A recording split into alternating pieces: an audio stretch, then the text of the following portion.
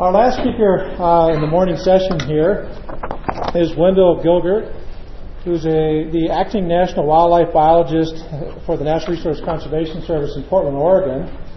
Wendell was born and raised in California, on a fourth-generation family farm in eastern San Joaquin County. The farm has been in the family since 1851 and has been farmed in a wildlife-friendly manner for several decades.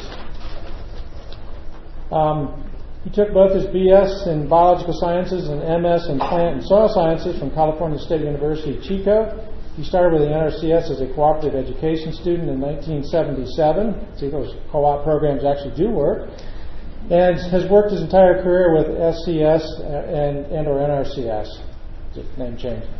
For nearly 20 years, he worked as soil conservationist, district conservationist, and area conservationist in northeastern Nevada and northern California. He was a staff wildlife biologist for NRCS Wildlife Habitat Management Institute for 6 years, stationed in the Department of 6 years stationed in the Department of Fishery, Wildlife, and Conservation Biology at Colorado State University, where he continues his association as a faculty affiliate. Since February of 2005, he serves as wildlife biologist for the West National Technical Support Center in Portland, Oregon, providing technical assistance, technology transfer, and training to NRCS conservationists for the West Region wildlife focal areas, including sage steppe habitat, native pollinator conservation, ecological site description development for fish and wildlife habitats, and western land use for affecting wildlife. He's going to be speaking today on dealing with sagebrush restoration, long-term consequences. Thank you very much. Thank you. Well, good morning, everybody. Gee. Good morning, everybody. There we go. I'm at a little bit of a disadvantage because I tend to be an active person when I talk, and I'm going to be relegated to be more or less stationary here, and that kind of goes against my grain, but I'm going to see if I can work my way around it. This is going to be a little bit of audience participation. What I'm going to do in the next half an hour is I'm going to talk to you about examining the roots of disparity of outlooks between and among restoration practitioners. This is stay with me. It's a little bit off target, but it's going to get on target by the end of the presentation. And we want to acknowledge and reconcile that there is a diversity of outlooks. Primarily, in my case, I'm going to be looking at the range management specialists and range ecologists and wildlife biologists, and then offer a framework or a blueprint, if you will, for making collaborative decision making and trying to pull some of the paradigms that we all hold into a little bit more sync. I want to show you a couple of pictures. Anybody out there, tell me if you like this or dislike it and why. You like this site here? Yes. Why? Okay. How about this one? You like this or don't like it? Anybody? Don't be afraid. Same. Like it. Must be a lot of wildlife biologists in the group. Any range guys out there want to take a crack at this? As compared to what? Whatever. Just your gut reaction to that. We have a range guy in the crowd. Good. How about this? Like it? There's the biologist in the crowd. How about this site? We like it? Yeah, we do. Any range guys out there with contrary opinions? Oh, they're afraid. What I want to talk to you about a little bit is how we come about our attitudes about sage and the sage steppe biomes. You know, how many out here were born in the sage steppe biome? Quite a few. Okay. So the rest of you then, how did you gain your impressions, or how did you gain your opinions about the sage steppe biome? Was it from history or prehistory? Did you have some courses where you saw, how Native Americans lived out here, or how this area was historically settled with the settlers and with the people that explored this country? Was it through literature? Was that an influence? That was one of my influences. Was it informed of your high school or your university education? Yes. Yeah, a lot of people, huh? How about, what's that? It's pretty. Well, there's some people that don't agree with that. That's why I'm trying to get to the root of how you form your opinions. Yes, some people do think it's pretty. I'm among those. Did you travel through it or go through it? Or maybe did you form your opinion because you work in it now and you recreate it? Well, as was mentioned in my bio, I was born and raised in the northern San Joaquin Valley, California, on a family farm, about 100 miles due east of San Francisco. This is some photographs. Two of them are from the family farm, and one's on a slough that's still not scorched earth in the vicinity of our family farm. And I came to my attitudes about sage in a couple of ways. I went from loving it to absolutely hating it to developing a love again for it. And the love started when I went deer hunting with my dad, I don't know, 8, 9, 10 years old, up at the top of Monitor Pass, where we drove out of this and came over the crest of the Sierras and into the sage range where, most of the big mule deer were. And, I smelled it and touched it and was around it for the first time, at an early age. And we made our yearly trips up to the Sierras, to the lee side of the Sierras for a lot of years. And I had a generally favorable impression of sage, primarily because we were also camping in aspen groves. So there was a lot of beauty associated with it.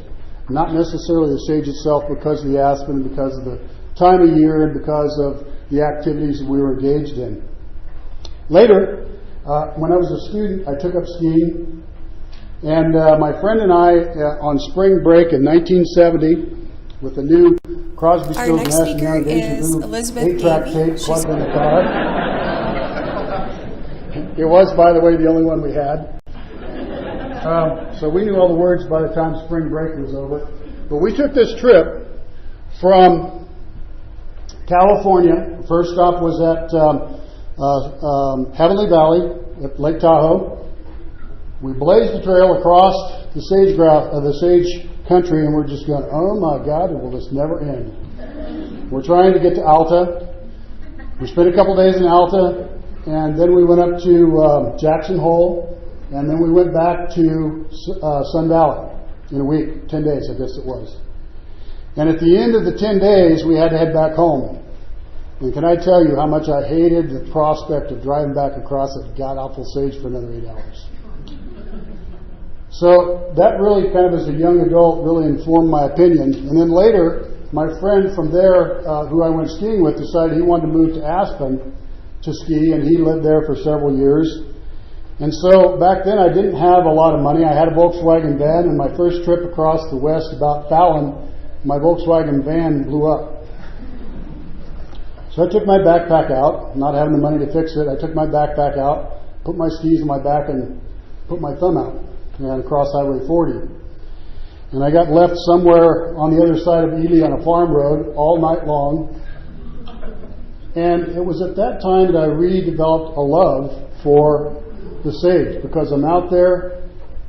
The Milky Way was as bright and vibrant as you could ever see. The sounds of the night were plentiful, and the smell of the sage was, in my nostrils. And that was just before I crawled in my sleeping bag to keep from freezing to death. And I really decided that I liked the sage. And since then, I've had the opportunity to work in the sage. I have worked in northeastern California and Washoe County doing soil surveys, so I spent a lot of time out there. And in the interim, I've worked in several states of the West, working with our NRCS people, going out on different projects for both sage, grouse, and for other projects. Some of our opinions have been informed by famous writers. Here Mark Twain said, sagebrush is a very fair fuel, but as a vegetable is a distinguished failure. And of course, wormwood is another name for sagebrush. Here's Mark Twain again in a letter to his wife. Get down here to When crushed, sagebrush emits an odor which isn't exactly magnolia and it isn't exactly a polecat, but it is sort of a compromise between the two. So, folks, I was a fairly avid reader when I was a young man, and another person that influenced me a lot, Rachel Carlson, and this is a little bit more poignant. She was one of the early bellwethers in a lot of ways.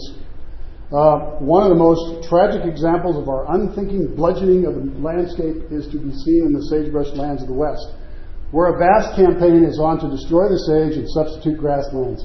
If ever an enterprise needed to be illuminated with a sense of the history and meaning of landscape, it is this. For here, the natural landscape is eloquent of the interplay of the forces that have created it. It is spread before us like the pages of an open book in which we can read why the land is what it is and why we should preserve its integrity. But the pages lie unread. And even though that was written in 1962, I would offer that there's still an awful lot of the American public who have a view of the sage as something that's to be used as something else. And we have lots of examples of, that being done around the country. This is a shot in southeast Idaho. Well, so why is it that we have different opinions about that? We've talked about literature, talked about senses of place, being raised here. The first thing I heard, though, was university. That's where I got the first feedback from looking at what informs how we think about it. And not only university, but when I was in high school, we had future farmers. And though ag kids didn't really talk to the other kids so much, they kind of stayed and, had the ag sciences classes and the ag mechanics classes and hung around the ag shop a lot. And, so I think some of these divides started early as high school. And in the university, not only do you have the different departments that are probably not in the same building, but then you have the clubs, the range club, and you've got the wildlife club, and how often do they get together and meet jointly. I think it's increasing that from the days when I was a student, that would never have happened. And now, recently, having been associated with Colorado State, I know that it does happen on an occasional basis, still not as regular as it could be. We have professional societies. I'm not the acting national wildlife biologist anymore. We now have a biologist who is willing to go to Washington, D.C., which I wasn't, and she is now in place and doing a great job. But at any rate, during my stint as acting national biologist, I was only the second national biologist to attend a Society for Range Management meeting. I do believe that we still have yet to have our national range ecologist attend Wildlife Society meeting. Kind of missing here. Research. Research. People want to be specialists in what it is that they are researching, and a lot of times it's fairly narrowly focused. And so the wildlife biologists are off in this area, and the ecologists are off in this area. And by the way, how many wildlife biologists are in the group here? Oh, good number. How many rangeland management specialists? Another good number. How many consider yourself ecologists? Okay. You know the old joke about ecologists?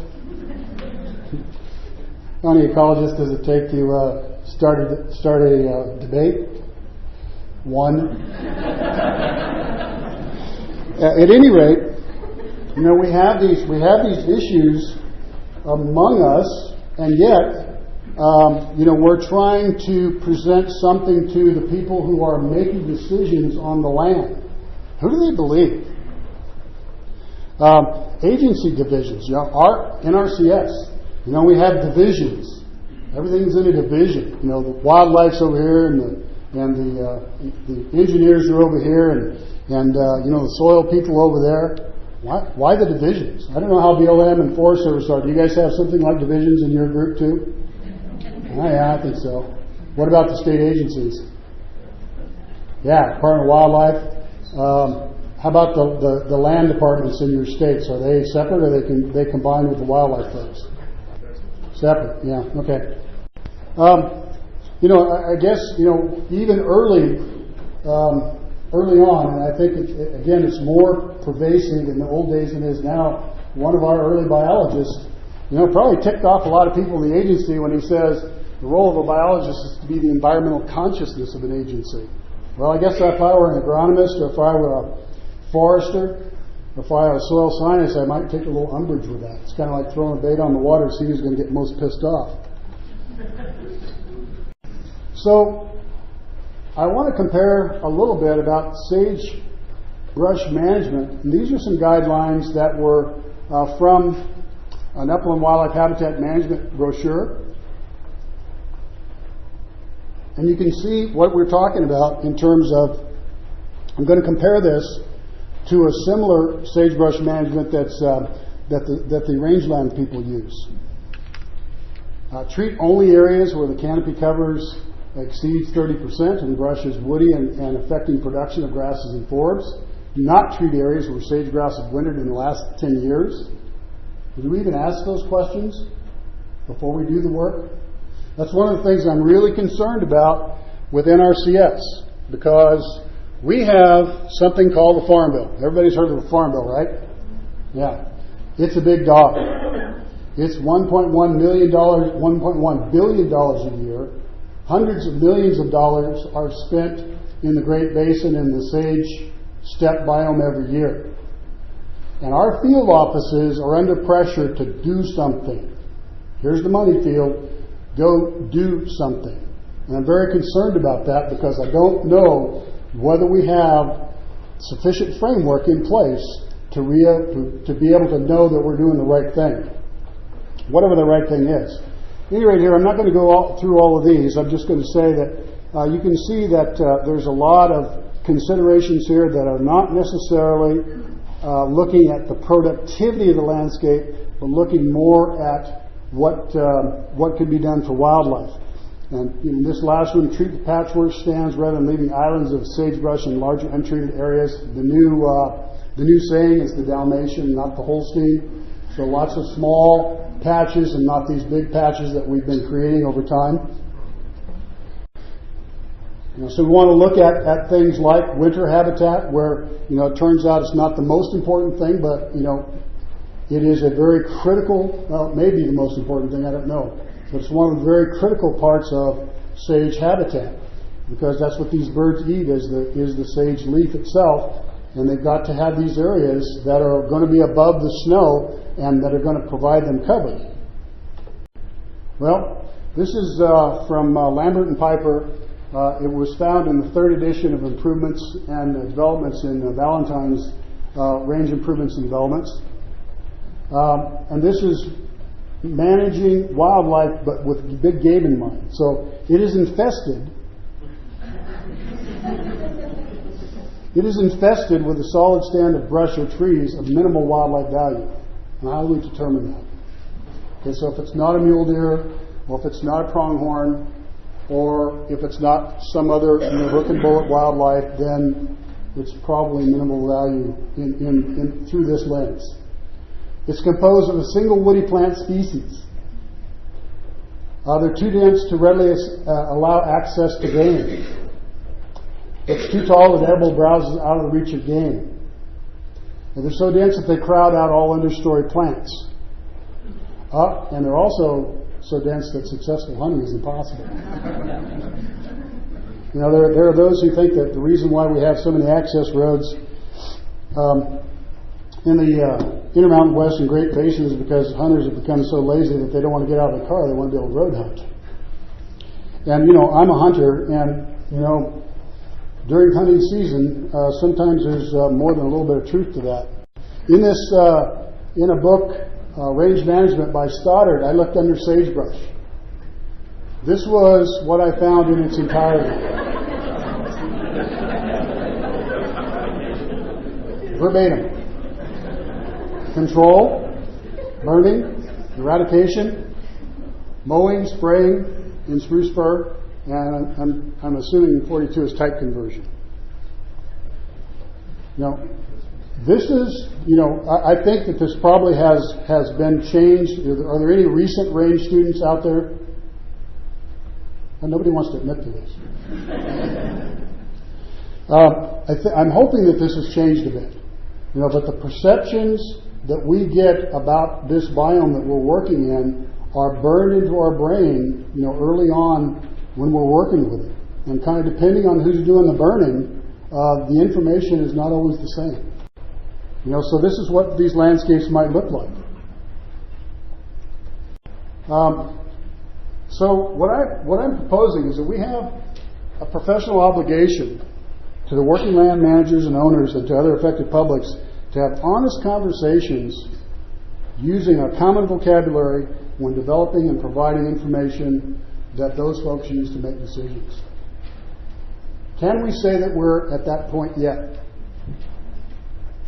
Yes? No? Mixed. So apparently there's some places, I think Terry Mesmer's been doing a great job with the work here in Utah that I know of. There are other places around the country where these conversations are being honest, that they are using common vocabularies, and that they're getting people working together in a common way. This is one of several Leopold quotes that I'm probably going to use, or I will use.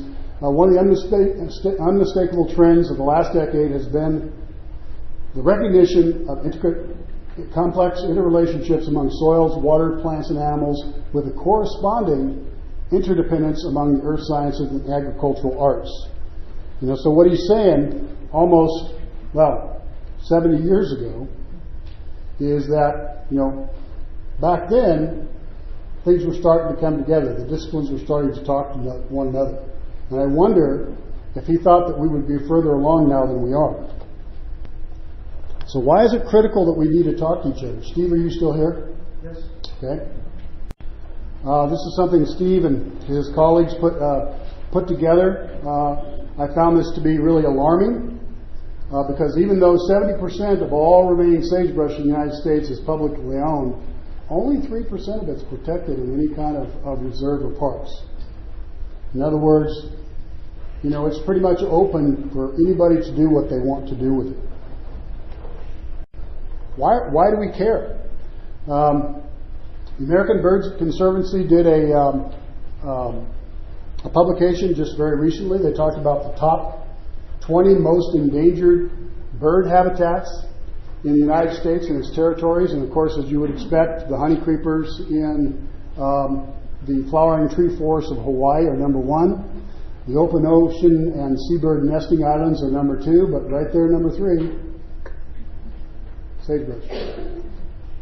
So, the work that Steve does, the work that a lot of folks are doing, not just with sage grouse, but sage thrasher and brewer's sparrow and others, are reasons that we also need to start paying attention as they are the canaries, or in this case, the thrashers in the mine shaft. Aldo also made the observation that the time has come for science to busy itself with the earth itself. The first step is to reconstruct a sample of what we had to start with. And that's really what I'd like to spend the remainder of my time on. We talked a little bit about ecological site descriptions. That's two of the things that I'm going to suggest really need to be looked at more critically. We have ecological site descriptions on a lot of the West, but up to now, the biologists have not been engaged. Up to now, ecological site descriptions really have not informed well on how to manage habitats for wildlife. They've done a good job on a lot of other objectives for management, but for wildlife, we've been missing the boat. Now, how many people here are pretty familiar with ecological site descriptions? Some are, some aren't. I'm going to blow through this pretty fast. They are a distinctive type of land with specific physical characteristics that differ from other kinds of land in its ability to produce a distinctive kind and amount of vegetation. And I might also add they're soils based. They start out with large major land resource areas as a first cut. This is what some of the data that we'd be looking at in an ecological site description. It's pretty intensive as far as putting in information, slope elevation aspect. You can read all of these. These are some sample ecosite names. I think the beauty of an ecosite, though, is the state and the transition models that are embedded within ecological site descriptions. And Dave talked a little bit about that earlier, and later on today, there's a presentation that's going to be made that is going to talk extensively about ecological site descriptions, and Doug Ramsey is going to be giving that presentation, and I would encourage you to spend a little time in that session if you're not familiar with ecological site descriptions. Again, I'm going to go through this pretty fast. The high climax plant community is described in all of these state and transition models. Lesser states are also described in these models. Basically, there are a series of states. They have pathways where they move from one place to another, that they're driven by burning, by herbivory, by any type of activity. Sometimes they're reversible transitions. Sometimes they go across thresholds where it's very difficult to get them back.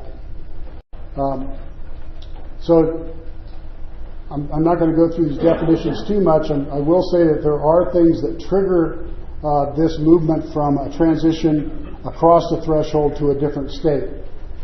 Some of the state and transition model concepts is that there is site diversity that does benefit sage grouse and sage obligates, that many areas do lack site diversity, that we need to create more patches, provide more important habitat, so we've got some great opportunity there.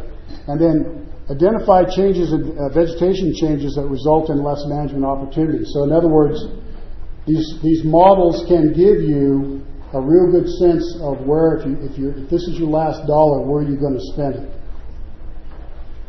Some of the, just to give you an idea of what these states might look like, this would be all on the same site, but different states. Wyoming sagebrush with the perennial grasses and shrubs, the Wyoming sage without grasses, and then a cheatgrass community would move in. Thresholds are crossed when there's a lack of perennial herbaceous understory, when a water table is lowered, when woody or shrub vegetation comes in and there's no understory, or our friend cheatgrass shows up. Sometimes the thresholds are being approached, and these are some indicators that you can use. You lose the desired perennial grasses. You've got erosion and down cutting in your riparian areas or waterways. You see increases in woody vegetation coming into a community, and then, of course, our friend cheatgrass. This is give you an example of what it looks like in the web page, in ESIS, the Ecological Site Description Information System in the NRCS web page. This is a fairly detailed state and transition models where we've got our states here, our transitions, and looking at the different fire, no fire, where it moves back and forth from one to the other, where it crosses thresholds. We have mechanical treatment or brush treatment, or non-prescriptive grazing. So these things are fairly complicated, and what they need is they need to be peer-reviewed, and there needs to be a lot of people besides NRCS working on these and helping us to put together these things and use them as a blueprint. How many of you have ever been involved in building something without a blueprint? Oh my God, we got some great people here. I would suggest that most blueprints, even if they are developed, always have the as-built. You know, there's never anything that's actually built according to the way the blueprints are. But the point of it is there's at least a map, a way to begin thinking about these systems. And the nice thing about ecological sites is that they're based on biophysical processes and events that influence vegetation change. It is not a value system. You know, you try to be very objective when you're populating these things and putting them together. It incorporates the concept of site potential, but acknowledges multiple possibilities. And the community that currently exists versus what communities can exist are also identified. So the management implication is that it gives the managers a whole lot better idea of what's possible on a site so decisions can be made. The second half of what I think needs to be in place as these ecological sites are being developed, and we just did an inventory here very recently that looked at ecological sites and how many are being done in the Great Basin and the Sage Steppe biome. And we are a ways away from having them completed. And the ones that we have, I would say less than 0.5% have the input from the wildlife biologists. We really need some help with those. We are having a workshop in Park City the fourth week of October, and that workshop is going to be focused on how to more effectively integrate fish and wildlife habitat elements into ecological site descriptions. And if you have the opportunity, we'd really like the benefit of your creative thinking and any ideas that you might have related to that. So, sort of as a triage or something in between, we're thinking about, this is a number of folks, Jack Connolly, Carl Womble, Rick Miller, myself, based on Rick Miller's project that he's just about ready to publish. It's a decision support tool. And right now, this is Rick's decision support tool. Probably some of you have seen it. And what it does is it sits down and asks a series of questions that you really have to think about before you go out and take on some sort of activity. Right now, it's not even in a draft. It's in the thinking stages. But taking from Rick's publication, some of the questions and setting the goals is what do we want this place to look like through time? What vegetation changes need to occur to meet functional goals and habitat needs? And then we want to identify the ecological sites, and here's where the ecological site descriptions could really come in handy. They can tell us what kind of soils are there. We can look at what sort of physical features are on the ground. We can look at problems that we think are there, which are real, which are not. Is there recruitment happening with herbaceous understory species? What's the percent of dead shrubs? What's the understory herbaceous composition? Are there species of concern? What's going on with the invasive plants? What are the fuel characteristics and the type of fire that will be supported on this particular site? Are there signs of erosion, overland flow? What's the baseline wildlife habitat suitability? How many of you have run habitat suitability models just as a baseline on the projects you're working on? All those biologists, and only a couple of you have done suitability models? Okay. Are there social concerns or issues tied to the site? And what are the landscape spatial characteristics? Are there patches? What's the landscape composition? What's the site connect to in the surrounding landscape, and what are the current uses and management activities? And then selecting the most appropriate management treatment would be predicated on answering those questions. So all the things that we talked about earlier, that Mark talked about, that have been talked about, would be looked at, as well as what Dave just talked to us about, assessing the post-treatment management. So if we offer a decision support tool to help you with that blueprint, then I think we're going to do a little better job of being able to imagine what our restoration activity is going to be. I would guess that if I were to talk to any 10 of you here and say, okay, why don't you tell me how you arrived at your restoration goals, and what the sidebars are, and what you project it to look like in 50 years, I'm guessing I'd probably get a minimum of 10 answers, but every person might have 2 or 3. And that's not good enough. That's not acceptable. I think we can do better than that. I'm going to conclude this on a rather sobering Leopold quote. One of the penalties of an ecological education, which presumably we all have, right, is that one lives alone in a world of wounds. Much of the damage inflicted on land is quite visible to the layman. An ecologist must either harden his shell and make believe that the consequences of science are none of his business, or he must be the doctor who sees the marks of death in a community that believes itself well and does not want to be told otherwise. And I'm thinking that we have a lot of people outside the natural resources community who really do not want to be told just how critical the situation is with the sage steppe. But the good news, and the way that I would differ, is that I think that those of us who are working out here now, whether you're a biologist, ecologist, forester, soil scientist, hydrologist, economist, social scientist, whatever, I think we all believe that we can do something about this, and that's why we're here. And then I need to do these obligatory NRCS things. Questions, comments, or observations?